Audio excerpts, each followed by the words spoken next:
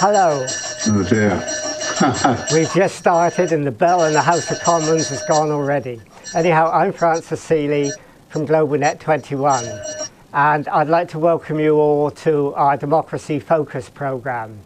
Democracy Focus is where we interview an MP or decision maker regularly on some of the big issues of the 21st century. And today we're pleased to have Michael Meacher with us. Michael Meacher is an MP who has campaigned vigorously against an impoverished society. He's argued for many years now that poverty has increased in this country and that it's becoming a serious problem. And so we're going to interview him on that and also how that impacts on the democracy we have in this country. Now, when he answers my questions, please type in your own questions. You will see on the bottom of your screen a box where you can type in questions. You can type it in on this topic of poverty, but you could type in anything else as well. We've already got some questions coming through already. But let me start by asking Michael a question. First of all, let me say welcome, Michael. We're really pleased you're able to join us today. And we know you've done a House of Commons meeting with us, and that was great, and that was very popular, and that was very well attended. And you have been a great campaigner against poverty. And you've argued, I think, that in recent years, not just relative poverty, but absolute poverty has increased in this country. Could you tell us what you mean by absolute poverty? What's the definition of absolute poverty?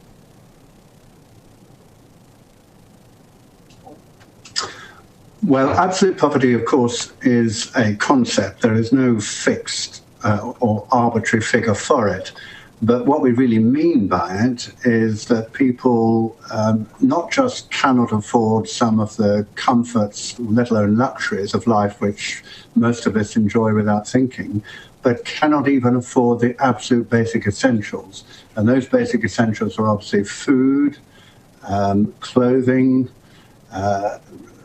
housing, which is at least decent and proper, may not be wonderful. But people who haven't got any of those, I think we would say, are living in absolute poverty. And there's no doubt that in our society at the present time, that number is significantly increasing. The best evidence of this is the 1 million persons who have been obliged to use food banks in this last year. The problem with poverty is for a lot of people, they don't recognize it exists. They live a comfortable life and they carry on. And we've had a question that's come in from Michelle Thomason, for example, about the anti-austerity march that took place over the weekend that was hardly picked up by the mass media, by the BBC. Is it a real problem to get the message over to people that poverty does really exist? Well, I think there is. 10, 20 years ago, I don't think there would have been such an issue, but I do think there has been a fundamental change in the culture and values of our society. And that was brought about by the fundamental, if not revolutionary changes, which were initiated by Mrs. Thatcher when the welfare state, which had prevailed in this country since 1945, so that we never go back to the 1930s, and that remained the dominant social ideology in this country until the 1980s. Mrs. Thatcher changed that because the Conservative Party never really accepted the welfare state. They were obliged, after they came back into office in 1951, to accept it and to stay with it because it was so popular that they couldn't really change it. But when the problems arose over inflation in the 1970s, over the quadrupling of oil prices and the effect of inflation on all the Western economies, they saw their chance to change things. And she dramatically changed it. And what we have moved away from a society in which there was a very important public sector, alongside, of course, the private sector, who took responsibility for all the main public services, which are absolutely basic to a contented and healthy life. And at the same time, they changed it from that philosophy of social care, of welfare, of concern for a community, for equality for all, equal opportunity, to a society which would be dominated instead by the market. And we have today, in effect, putting it very bluntly, government get out of the way, leave it all to the market. And we've seen the consequences of allowing market forces to penetrate into healthcare, into education, into housing, into pensions, into transport systems. I mean, all of these areas have now been largely taken over by the private sector, and they're run on completely different lines. This is not about the public interest. It's not about a national interest. It is about private profit for the big privatized or private companies which are operating. Now, that is a very different system. And what it means is that the people at the bottom of the pile, those who are poor, are now being neglected in a way that they never were before. And the Conservatives have gone even further, not just sort of kept them on the margins, but actually started to give them a hell of a kicking by saying that they're responsible for their poverty, that they're shirkers, they're skivers, and really getting public opinion to accept this view that the poorest in society, it's their own fault. It's not the fault of the economic system, it's not the fault of the governance of society, it's their fault. And it's that change of values, which is very remarkable and very significant, is now the reason why I think people need to be re-educated in the fact that we now have poverty on a scale that we've not had for 100 years. I mean, this is a question that Anne Bennett sent in relating to what you've just said, that isn't there a role for government in this to ensure that there are sustainable levels of pay? You mentioned corporations, the contracting out, the privatization of services, the decline in pay. Government must monitor this more, shouldn't they? And governments have a role in trying to make sure people have a living wage and not just a wage which is about subsistence. Well, of course, government should have that particular philosophy, and that is one which I support and I think my party supports. But that has changed. You can talk about the coalition, but it is basically the Conservatives driving it. What the Conservatives are saying that the market decides, not government, not a feeling in society that there's a minimum below which people shouldn't have to live. That's all gone. We still have a minimum wage, which the last Labour government introduced. I think it's about 6.39 pence per hour. Ed Miliband has suggested a living wage, which I think is about £7.65 an hour in the rest of the country, and something like £8.55 in London. Which would make, 1 or 2 extra pounds that would make a great deal of difference per hour. But that isn't going to happen under this current philosophy. You're expected to get a job when there are still, according to government, 2.3 million people unemployed. And if you look at the number of vacancies, the latest figures I saw were 560,000. That means that between 4 and 5 people looking for each job can't get one, because the vacancies are not there. And even if you get a job, and this is really your question, what sort of job is it? Well, it used to be a reasonably well-paid job. You'd expect to get a full-time job. You'd expect to get a job which was secure for at least for quite a time. Now you'll find that almost impossible. 2/3 of the jobs that people are taking are actually self-employment, on usually a pittance income, and of the rest, they're overwhelmingly low-paid, insecure, or 0 hours contracts. The view is that at least 1 million people, and on some estimates 5 million people, are now on 0 hours. And it's not just on marginal manual working jobs, it's much more in the services, in the health service, in education, that 0 hours contracts are now in place. Now, this is a completely different philosophy. It's a total difference in terms of values and principles. in which those who have the money, the investors, the big employers, big business, determine what happens. And as I say, they are not concerned about the people at the bottom. They're not concerned about the poor. If anything, they want people to believe that it's nothing to do with them because it's their own fault. So we have a major problem which we have got to overcome and change attitudes again in order to have a civilized society. Frances Gray sent in a question which is related to the role of education in all this. She's saying that successive governments have passed legislation which impacts upon the curriculum. So schools don't really talk about the problems of financial education and self-sustainability, and there's no idea of telling people about inequalities in society and the poverty that exists. Is there a problem here? Do we need to have a better education system which actually looks at the social conditions and the social problems that exist in this country?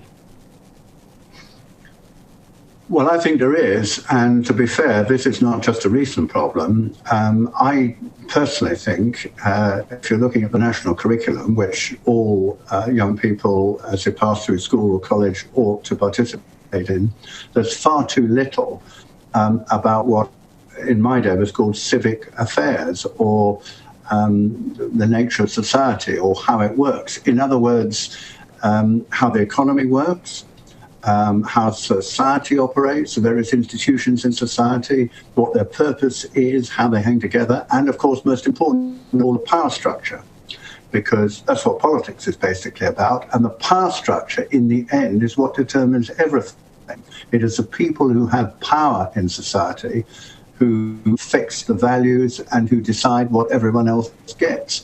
So knowing about the power structure, how you can influence it, is extremely important. And of course, inequality, which is now, I think, a grotesque indictment of our society, is not talked about at all. I would say 30, 40 years ago, the ratio between the chief executive of a big company and the average paid worst person was something like 30, 40 to 1. It is now about 180 to 1. How many people realize, because the whole idea of 1% against the 99 has begun to take quite a lot of traction. The 1%, that is people earning or receiving, whether they earn it's not a big question, £150,000 a year or more, that's £3,000 a week, when the average person earns about £400 a week. That's before tax. So there is a colossal difference. The chief executive is now of some of the biggest companies now getting little short of £100,000 a week, whereas low-paid people are getting something like £200 or £250 a week. Now, I think if people realise that, I think it's a criminal scandal, and I think it will become a very big issue. But people haven't learned the basic facts. And even when they have learned the basic facts, they're told that it's all a matter of merit. The people at the top get an awful lot of money because they deserve it. Well, that's tosh. What actually happens, of course, is that if in the boardroom of the big companies, they invite their friends in other companies to come for what's called a remuneration committee, which determines the pay of the chief executive and the main board members for the next year. And the chief executive leaves the room, and his close friends and buddies then fix his salary, which will probably be £1 million, £1.5 million, a bonus, which is probably 2 or 3 times that, long-term investment plan, which could again add 2 or 3 times the basic salary, stock options, fringe benefits. All of this make a colossal difference. And the average salary, as I say, can easily be 5 million or more.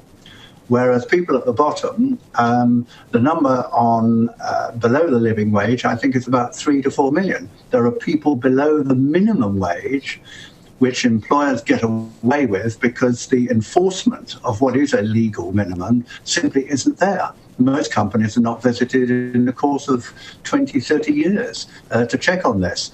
And many companies, of course, use immigrant labour who are terrified to complain about it for fear they might be deported. I mean, the system is really corrupt. And to say it's unjust is an understatement. Okay, we've had a couple of questions in, or a question in for a couple of our European colleagues, and you talked about the levels of pay and the level of benefits and so on, and they are a bit concerned. They're saying, what happens if we were to pull out of the European Union in terms of workers' rights and benefit rights? Do we have a real problem if that happens? Sorry, can you tell me what the problem is? Yeah, they were worried what would happen if we withdrew from the European Union in terms of workers' rights and benefit rights, which are to some extent guaranteed in the Social Charter. Right, yes, sorry. I thought, I was not sure whether you were asking a wider question about the European Union, because this is an enormous question with huge implications. I mean, I'm very much in favour of the European Union. Not because I think it's perfect. I think it has major problems in terms of democratic deficit, in terms of the bureaucratic governance, in terms of agricultural policy, which is completely distorted. There's enough that's wrong with it. But to withdraw from the European Union, I think, would be a disaster for Britain economically. It would reduce us to a very minor role within the world. We have 65 million population, which is less than 1% of the world population. So let us assume that we remain within the European Union. And of course, there is still this very big issue of what levels of pay should be. But if we did withdraw, I think it would have a very damaging effect on our economy.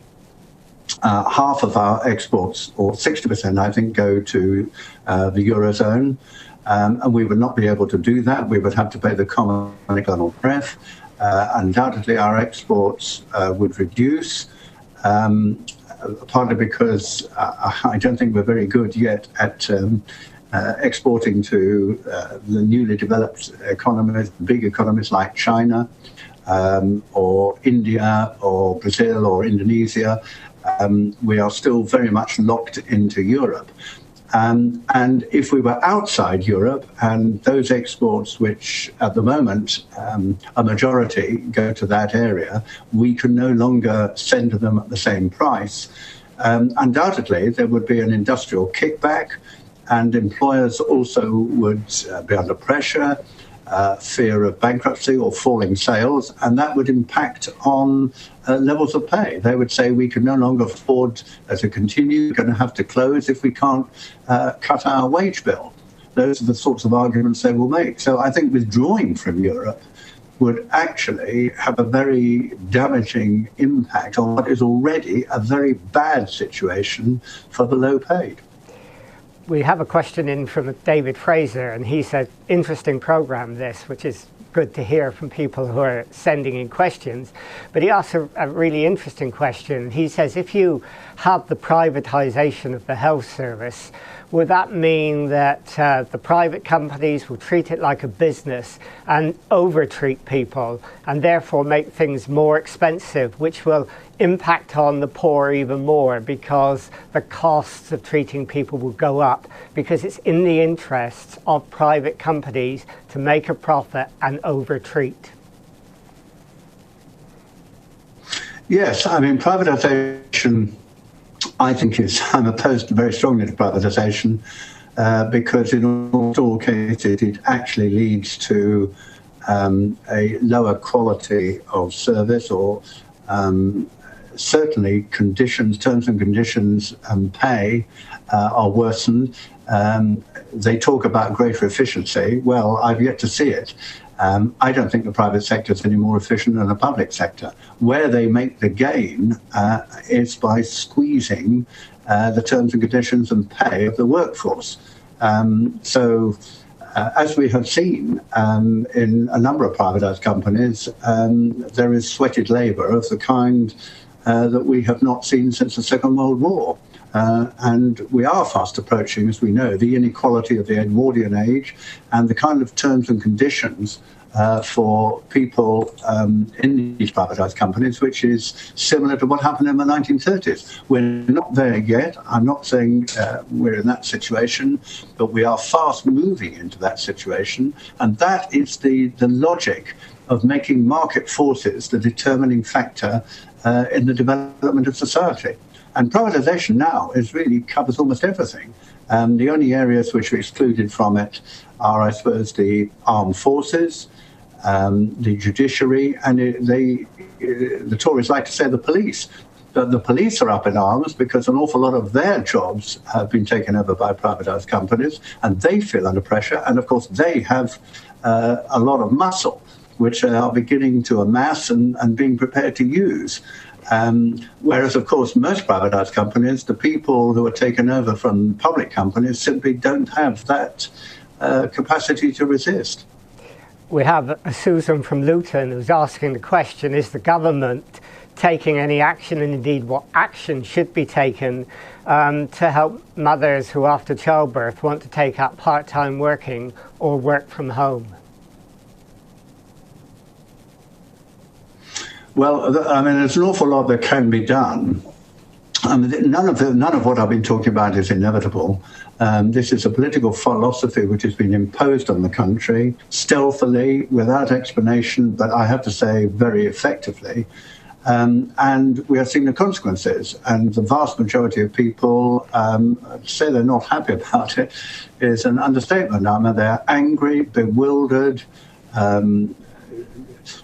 I'm amazed that there haven't been riots in the streets and demonstrations, and I can't help but feel that sooner or later, just as there were the poll tax riots and Thatcher, something will happen and the whole thing will blow. So what can be done? Well, I think we need a very different attitude to running the economy. I don't agree at all with austerity. That we had far too big a budget deficit. We're all agreed about that. There's no dispute about that. It was caused not by an overspending, profligate Labour government. It was caused by the bankers' folly, greed and recklessness. And these were colossal banks, 4 or 5 of them, which had to be bailed out. I think there probably was no alternative. And the cost of that has been astronomical. Our national debt is now touching 1.3 trillion. Financial liabilities are something like 300 to 400 billion. And of course, we've got the public deficit, the budget deficit, which George Osborne continually talks about to the exclusion of other financial deficits in the private sector, which is now still over 100 billion. If you say, why do I say that the current economic policy is wrong? Let me just say this.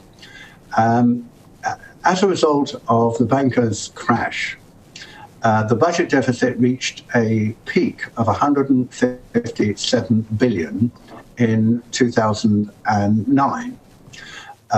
Alistair Darling, Labour Chancellor, stimulated the economy in an upfront budget at the end of 2009 and in the spring of 2010. Budgets normally take about a year to work through the economy. By 2011, the budget deficit had come down to 118 billion. That's a cut of just about 40 billion in 2 years. Then we had Osborne's austerity budgets, which started to impact in 2011.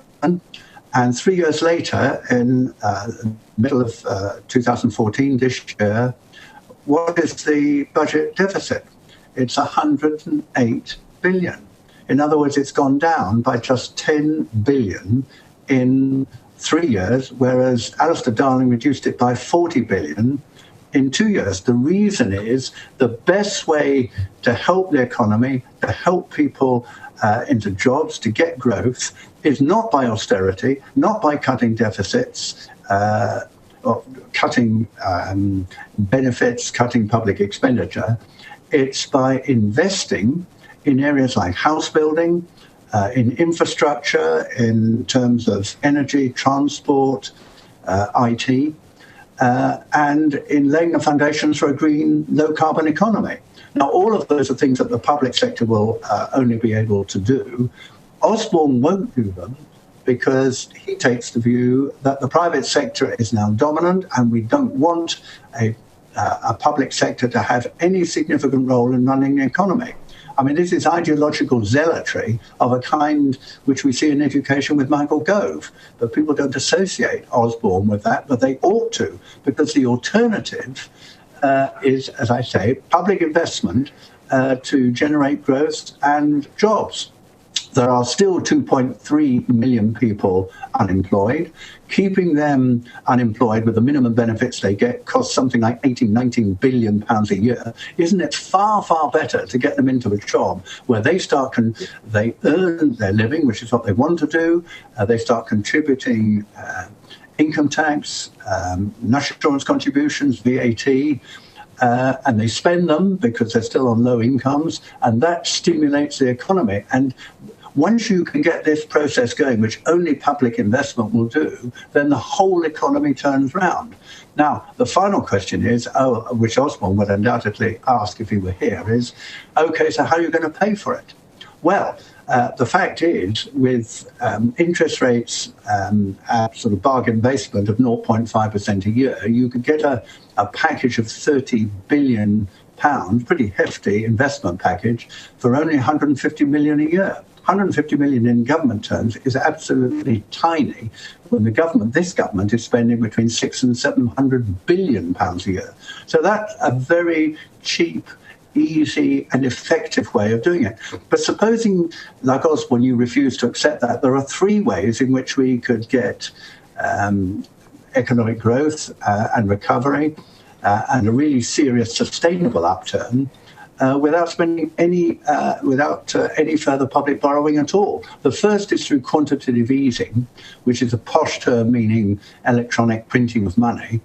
And if you think we shouldn't do that, well, let me tell you that 375 billion pounds has already been produced by this government, and indeed the previous government, in order to keep the economy going. Well, why don't we have a further tranche, a further slice of, say, 30 billion, 25, 30 billion, which would be able to produce the benefits which I've been talking about. That's one, without any public borrowing at all. Secondly, it is possible, of course, to tell our banks, the Royal Bank of Scotland and Lloyds Bank, that they shouldn't spend their money on speculative investments overseas or on exotic derivatives in the City of London or on property. They ought to support British industry and create the jobs there. And the third, which I think we never talk about, but which we should, and is central to this whole discussion, is taxing the rich. According to the Sunday Times Rich List, which is a Murdoch paper, the wealthiest 1,000 persons in this country, which is 0.003%, an absolutely minuscule number, have actually doubled their wealth since the financial crash from £250 billion to £500 billion. Why don't we tax them? Why don't we have a serious crackdown on tax avoidance? So that's the alternative. It would create jobs, it would generate growth in the economy, and we would have a very different kind of society if we then had the public expenditure which we could spend on health, education, housing, and all the other things which at the moment are really collapsing. Sorry, that was a very long answer. Well, that's okay. It was a very, very good answer. But, I mean, you talk about the primacy of the city, and you talk about George Osborne not wanting to upset the city. But I suppose that's been true of the last Labour government as well as this present government. Upsetting the city is a no-go area because they're rather frightened of doing that.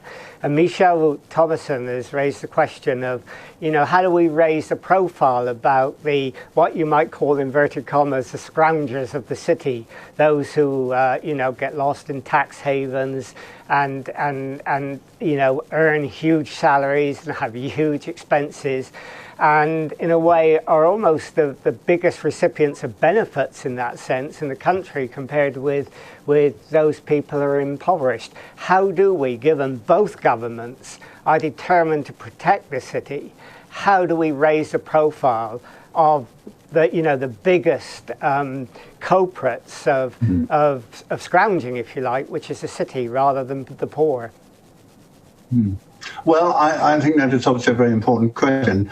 To be frank, I think the Labour Party is not doing enough in this area. And the Labour Party is, par excellence, the only body, institution within the power structure which has the power to change these things. I mean, there are lots of charities, voluntary organisations, community groups and all the rest who play an extremely important role. But the only body which has the power to take governance of the country and to have the resources which government provides in order to set the vision, the principles and the values is the Labour Party. And I fear, and I say this very sadly and regrettably, that we have allowed ourselves to go down the Tory path far too much. Instead of talking about cuts going all the way for another parliament, all the way to 2020, I think we should be talking about growth. We should be telling people, and you know, to a degree we do. There are plenty of good Labour MPs and many other Labour activists who do talk a great deal and actually work to try and do something about poverty.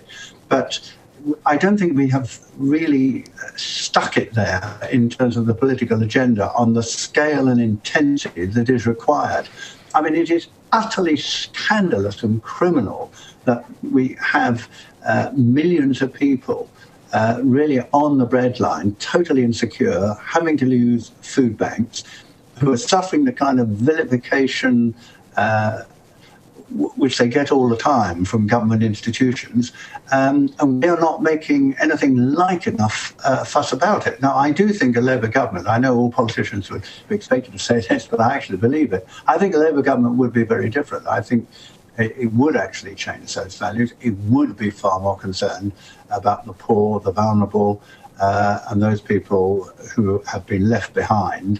And it's not difficult to see what they would do. They would promote growth. They would produce greater jobs. They would reduce the punitive nature of the social welfare system which exists at the present time. Yes, people do have to get a job.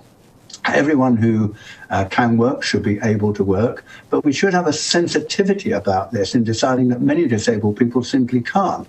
Another of the things that government has done, which is to close all the Remploy factories. Why don't we reopen the Remploy factories for those who are severely disabled and will never be able to get a job within the open market system? I mean, there are a lot of things which Labour governments have done in the past, and I think they would do again this time. This is the most ideological election I think that we've had since the Second World War, because what we've seen is a government which is trying to turn the clock back to something which existed before 1945 in the 1930s. And the challenge for a Labour government is not just to go back historically and just restore everything the Tories have removed, but to find, consistent with the modern technology, the changes in the economy, which have certainly occurred and will go on occurring, and in society, how do we ensure that nobody is left behind, that government institutions are there to support the weakest, whether it's social care for the elderly and disabled, whether it's for those who've never had the training to get the job which they want, whether it's for those who are not going to succeed academically but could do with vocational training, good quality and much more widespread apprenticeships. All of this would make a huge difference. And I'm in politics because I believe that can be done, and there's nothing more important at this present time than to do it. to some extent, I suppose, the proof of the pudding's in the eating. I mean, you mentioned or said that you thought the Labour government would be different, but I remember, for example, after the Wilson government, who thought they had dealt with inequality, and the Townsend report that came out just after showed that inequality increased under the Wilson government. And the Labour party's had 13 years, for example, to adopt a Robin Hood or a transaction tax, but it hasn't done it. So to some extent, you know, you can be full of good intentions, they may have the power to do it, but when they get the power, they just don't do it. Well, I could agree with that. In fact, I would say it probably more assertively even than you have. I'm ashamed of the way the Blair government in 10 of those 13 years behaved. And the essence of what happened is that Tony Blair decided, either because he thought it inevitable, but actually I think it's because this is what he himself believed in, that he would accept Tory ideology, hook, line and sinker, the dominance of the market, privatization and deregulation of finance, keeping the trade unions on a very firm leash, and that's what he did. Now, I don't call that a Labour government at all. I don't want to get into applying epithets to Mr. Blair, but I don't think that he was at all a member of the kind of Labour Party that I joined, and I think which millions of people regard as basically Labour. It was a sort of Tory government. I mean, I feel that in the since 1979, when Thatcher came to office, we've had virtually continuous Conservative governments for the last 35 years. That isn't to say that Labour didn't do, in those 13 years, a number of very good things. They used public expenditure in order to improve the quality of schools, to improve the National Health Service in very important ways, reducing waiting lists. So I don't want to suggest that they were wasted years, which is what some people, I don't think they were, but they were tinged, or more than tinged, I think they were permeated by a basic Tory ideology that the market knows best, and the more that we can give power to the market, the better it will be. I think that is fundamentally false. But that is why you get the result which you yourself have said, that when Labour had the power, they didn't do it. It's because Blair didn't really believe in the kind of things that you and I believe in. When you turn to poverty, which is the basis of this discussion, he almost, I think, forbade use of the word of equality or inequality. And it wasn't about incomes, it's about giving people the capacity to get their own way out of poverty. Now, I'm not opposed to that. If you succeed in doing it, that's all to the good. But the idea that we can ignore incomes, people living at 60% below the minimum wage, which is the conventional definition of absolute poverty, and the fact that in those 30 years, this free market, freewheeling, deregulated capitalism, the papers are reporting a few days ago that poverty has actually doubled. So it's the fundamental underlying ideology which I think has caused this. And the trouble is, until now, until Ed Miliband, who I think does stand for something fundamentally different, and that, of course, is why the establishment, which is very powerful in this country, is trying to destabilize him at the present time by sniping against him, because they realize that he is actually seriously going to tackle some of the fundamental structural problems of the country. And if he does, it'll threaten their own interests. That's exactly where I think we are. But what's the point of a Labour Party unless it actually does these things? What's the point of a Labour Party unless it challenges the conventional power structure? And in those 13 years, we didn't. And that's why, unfortunately, the Tories in Parliament so often will shout at us across the chamber, well, you started it. And of course, they're right. I mean, you know, we can all live in hope for the future that things will be different. But there aren't all that many, well, there are some signs, but there are also signs that even Ed Miliband is playing the macho politics game of showing he's going to be tough on the scroungers. Yeah, he's going to adopt certain measures, but he's scared stiff of not appearing tough on scroungers and marginalising people who are very, very vulnerable. And he's got to get away, hasn't he, from using that sort of language. Well, I think that's that's not unfair. I believe he has fundamentally the basic instincts for justice, equality, democratic accountability, all the things that the Labour Party has stood for. But he has a party in which Tony Blair colonised the Parliamentary Labour Party in his own image. The majority of people in the PLP, it's not a balance between left and right. The Blairite segment, or the Blairite tendency, is still probably the dominant one. I think it's weakening, but it is still very significant. Now, Ed Miliband, has put an enormous premium on ensuring that the party sticks together, on party unity. And I think he's probably right. Because the one thing the public won't stand for is a divided party, which is why, of course, all this recent sniping from elements within Labour's ranks is so damaging, and I hope to goodness it stops. But it is true that he made some concessions. I don't agree with everything he's done, and he has made some concessions to this tendency, which I think is probably regrettable. But he has done something that no other previous leaders have done. He took on Murdoch. Can you imagine Blair doing that? Let alone actually winning against Murdoch, which he did over B-Sky B. He sided with Leveson against the Tory tabloids. Can you imagine Blair doing any such a thing? He actually, uniquely in modern history, changed the course of government policy by the vote over Syria and prevented a missile attack which was going to take place a few days later. And he's done something extraordinarily brave, which I don't think he's been given credit for, which is to talk about responsible capitalism, or national interest, public interest capitalism, as opposed to predatory capitalism, selfish, self-interested capitalism.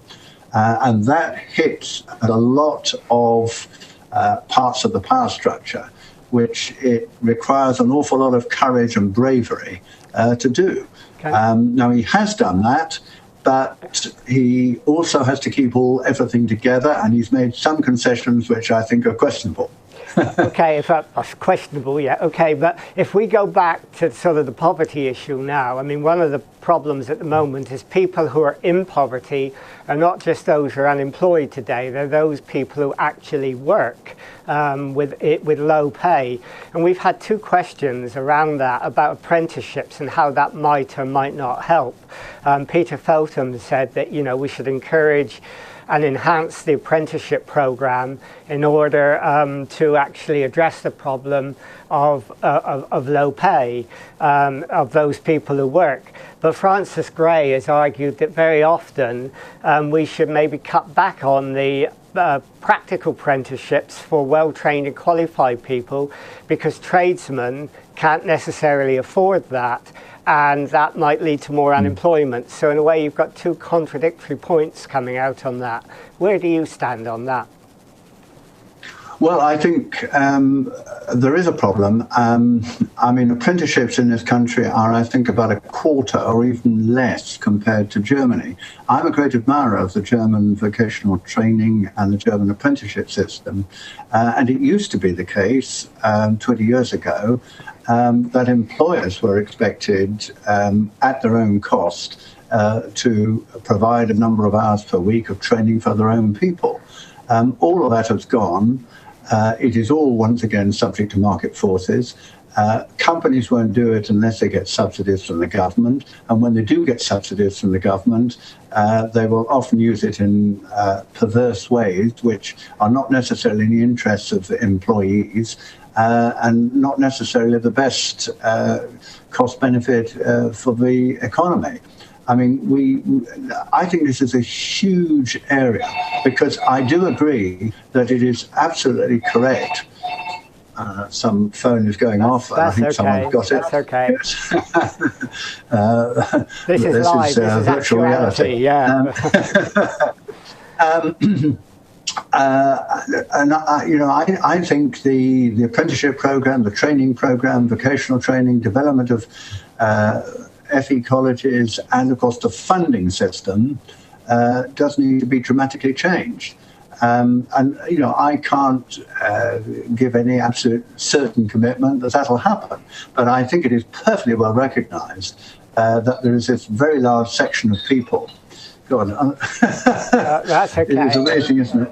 Okay. I don't get many calls today. It's when I'm doing an interview. It's possible. It's possible that someone's asking you a question by phoning you on the mobile, and I don't know if one day that will happen. Let me ask you something else. I mean, we talked about hidden poverty and not knowing the facts. I mean, Richard raised an interesting question. Do we actually know for sure how many people are unemployed, who are claiming employment benefit, who are in poverty? Or are there sort of areas that are hidden, and do the government to some extent massage the figures? All governments do to some extent massage figures in order to favour them, but do they massage the figures to some extent to actually make the problem look less serious than it actually is?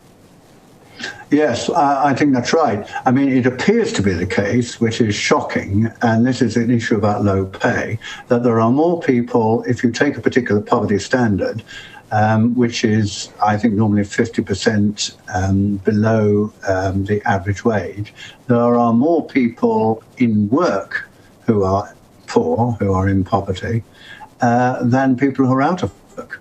And I think that is the first time that this has happened for a very long time. And that is an indication, an index of just how low pay has become.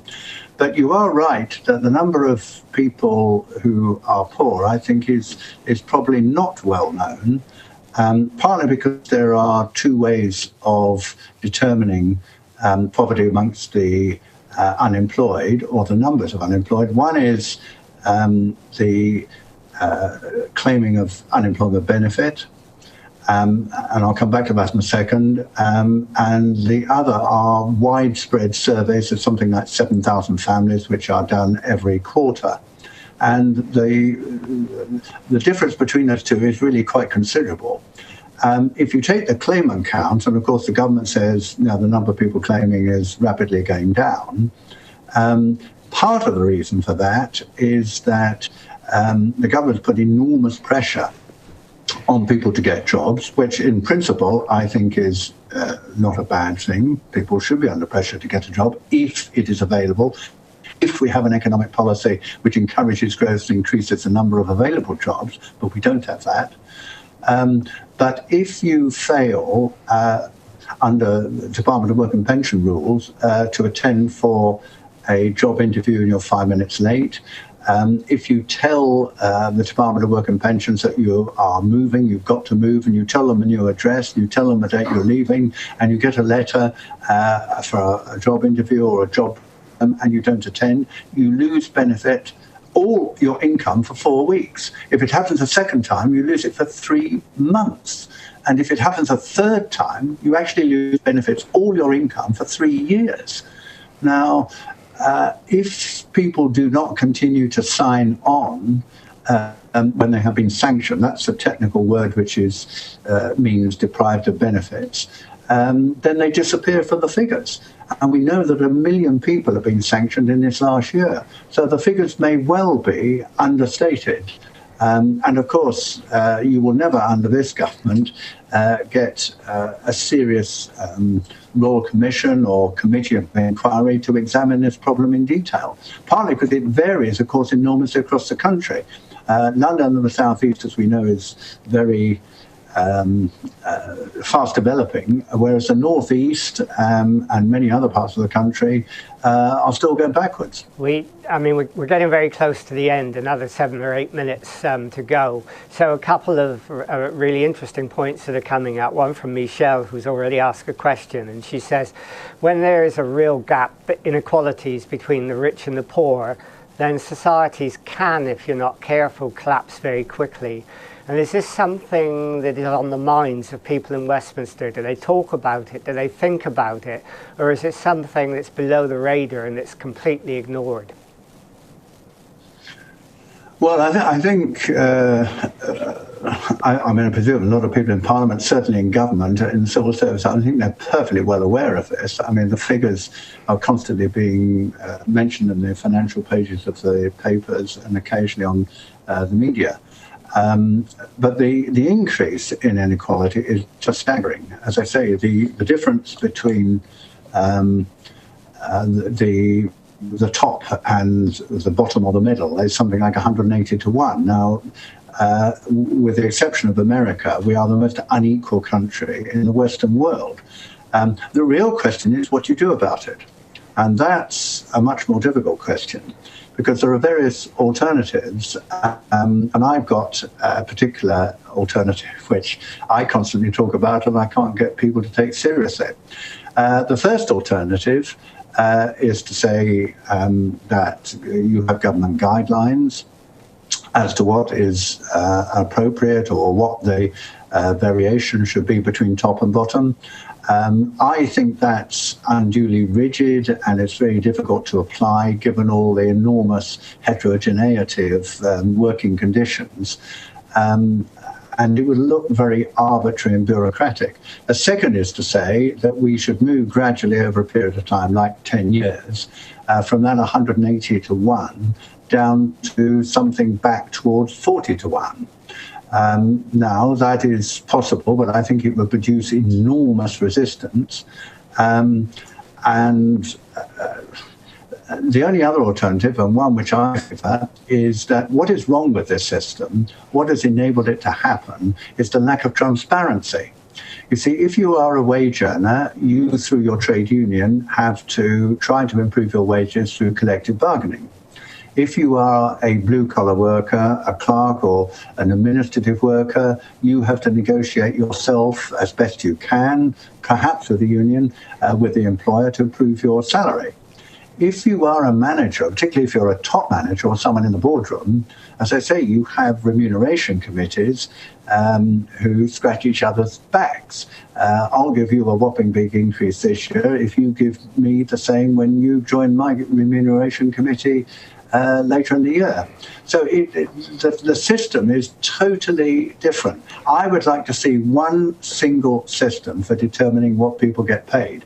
And my solution is to say that we have an enterprise council in all big companies, say with those over 1,000 or 2,000 employees, which meets at least once a year with representatives of all the main grades of employment, maybe 20, 30, 40 in the room, not more than that. When you review what the company has been doing, in terms of investment, in terms of sales, depreciation, in terms of acquisitions, in terms of profit, etc.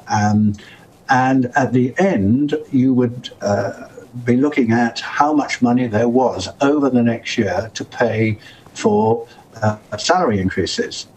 And if you then required each representative of each of those main grades of employment to make their own bid in front of everyone else in that company, from the boardroom to the cleaners on the shop floor, and had to listen to how other people responded to it and whether they thought it was justified, I think that the people at the top would find it extraordinarily difficult in that situation where they've got to take account of the fact that what they're getting is now known to everyone and whether their employees agree with this. I think you would find that enormous unequal inequality would gradually diminish, perhaps quite quickly over time. Okay.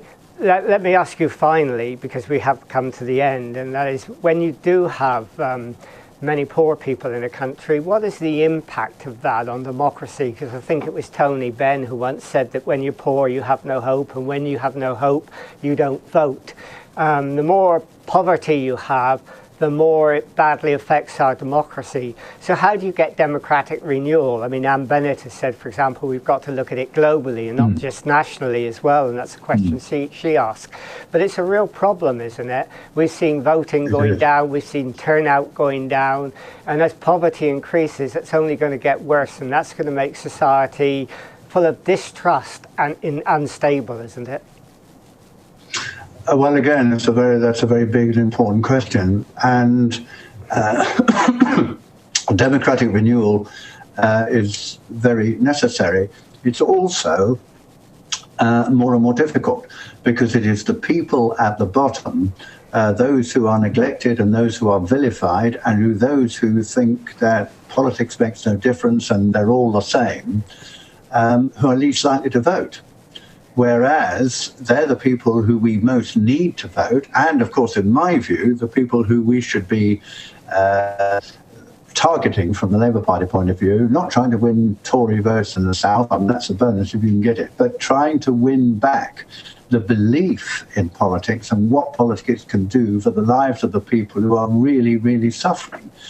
Now, how do you initiate that? Well, I think what Ed Miliband is doing, telling people that he does listen to their situation, to the fact that they are desperately hit hard, they don't know where to turn, and looking for actual practical ways to assist them over energy price freeze, over rent controls, over living wage.